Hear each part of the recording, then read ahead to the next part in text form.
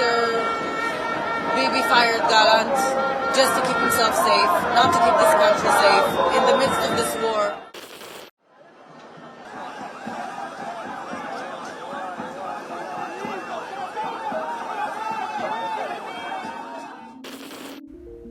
Pemecatan Yoav Gallant dari kursi Menteri Pertahanan Israel memicu gejolak di tingkat bawah. Tak ada 24 jam setelah Perdana Menteri Israel Benjamin Netanyahu memecat Gallant pada Selasa 5 November 2024, warga Israel turun ke jalan dan membuat jalanan kacau. Rakyat Israel yang protes terhadap keputusan Netanyahu itu menyuarakan protesnya melalui aksi massa. Titik panas dilaporkan terjadi di kota-kota besar Israel seperti Tel Aviv dan Yerusalem. Di mata pendemo, ada ego dari Netanyahu di balik pemecatan Yoav Gallant. Apa itu dan bagaimana demonstrasi tersebut berlangsung?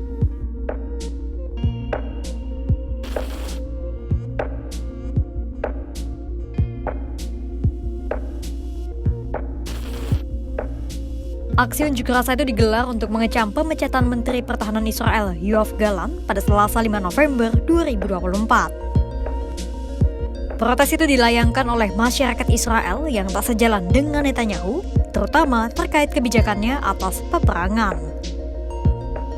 Selama ini, Yoav Gallant dianggap sebagai benteng untuk melawan elemen-elemen pemerintahan sayap kanan ekstrim Netanyahu. Pasalnya, tak jarang Gallant menunjukkan sikap kontras dengan Netanyahu terkait pengambilan kebijakan-kebijakan perang. Secara garis besar, ada 3 perseteruan antara Gallant dan Netanyahu yang melandasi pemecatan Menteri Pertahanan itu. Pertama adalah, Yoav Gallant memerintahkan kaum Yahudi ultra-ortodoks untuk ikut terlibat dalam wajib militer. Keputusan itu diambil usai Mahkamah Agung Israel menghapuskan pengecualian keterlibatan kaum ultra-ortodoks dalam wajib militer. Adapun selama ini, kaum Yahudi ultra-ortodoks selalu dikecualikan dari wajib militer di saat wanita dan pria Israel lainnya mengikuti wajib militer dari usia 18 tahun. Kedua, Yoav Gallant mengkritik visi Netanyahu dalam perang antara Israel dan Hamas.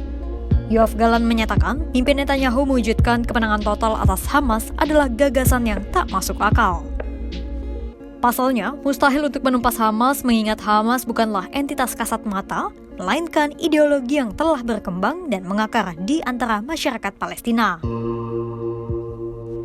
Ditambah, Netanyahu pun tak punya rencana matang terkait masa depan Gaza. Alih-alih mendatangkan perdamaian dan memulangkan sandera, Netanyahu justru membuka front peperangan baru dengan Hizbullah di Lebanon. Lantas, bagaimana protes yang dikumandangkan warga Israel usai Netanyahu memecat Yoav Gallant?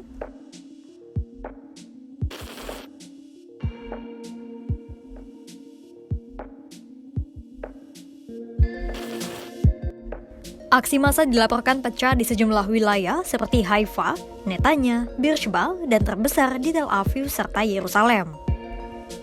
Para demonstran turun ke jalanan dan memenuhi pusat kota untuk meluapkan kemarahan terhadap Netanyahu. Mereka membawa papan-papan bertulisan protes terhadap Netanyahu dan bendera Israel. Para demonstran di Tel Aviv juga dilaporkan melakukan pembakaran di tengah jalan. Muncul pula kericuhan yang berujung pada penembakan meriam air atau water cannon oleh para aparat keamanan Israel di Tel Aviv. Aksi protes di Yerusalem pun tak jauh berbeda dengan unjuk rasa di Tel Aviv. Sejumlah pengunjuk rasa juga melakukan protes di depan kediaman Netanyahu di Yerusalem. Al-Magenan, seorang pengunjuk rasa di Tel Aviv, mengkritik Netanyahu yang ia sebut hanya mengutamakan kepentingan pribadinya semata dibanding kepentingan nasional.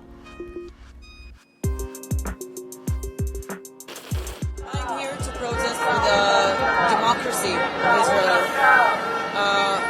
After Bibi fired Gallant just to keep himself safe, not to keep this country safe in the midst of this war, while all the hostages are still held hostage, while the soldiers keep fighting for this country every day, and he's only looking out for himself, for his future, for his seat, for him to continue to be the prime minister.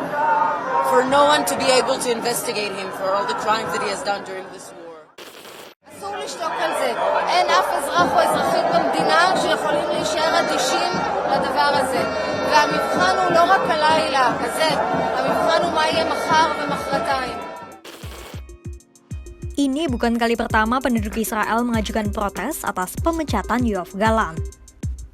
Pasalnya, pada tahun 2023, Netanyahu pun sempat memecat Yoav Gallant dan menimbulkan aksi massa serupa, bahkan mungkin lebih buruk. Imbasnya, usai 15 hari, Netanyahu membatalkan pemecatan Yoav Gallant. Lantas, akankah tekanan publik kali ini bisa mengubah pikiran Netanyahu untuk kembali membatalkan pemecatan Yoav Gallant? Ataukah Menteri Pertahanan baru bisa bekerja sesuai dengan keinginan Netanyahu? Simak terus perkembangannya hanya di kanal YouTube Kompas.com.